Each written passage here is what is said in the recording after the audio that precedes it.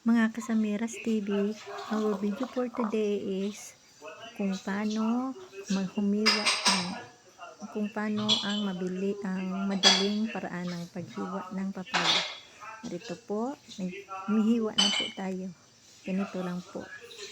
Para kailangan ikat na natin bago natin hiwain. Mas maganda kahit malambot na po ang papaya, ganito.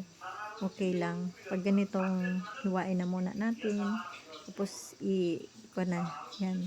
Ganyan na po.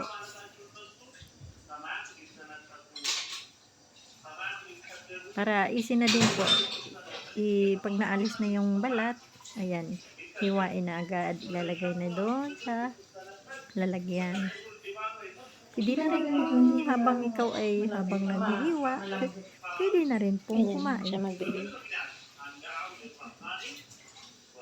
Mga Kasamiras TV, ito po ang aking live for today. Ito po ang aking video for today. Long videos. Anong English sa papaya? Kahit po anong prutas, pwede natin gawin ito.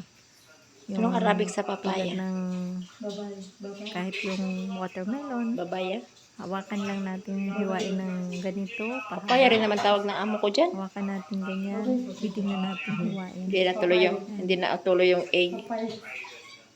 Madali lang. Ito ang pinaka-madaling paghiwa ng mga prutas. Itong papaya. Ayan guys. Ayan mga Kasamiras TV. Anong Bicol dyan? Maraming salamat po sa inyo Papaya. sa panonood sa aking video. Mga Kasamiras TV, sana po ay huwag kayong magsawa sa aking panonood, sa aking live, sa pagsuporta sa aking channel. Maraming salamat po mga Kasamiras TV. Nahihiyaman po Oh, kapaya. Para sa amin ganoon din. Yung Tagalog dun sa labo. May kapaya dyan. Pasensya na po kayo. Papaya. Hindi talaga ako marunong. Hindi ako sanay mag-voice over. Kaya Yung Tagalog nila ito po ang kapaya. aking nakayanan. Pasensyahan niyo na po.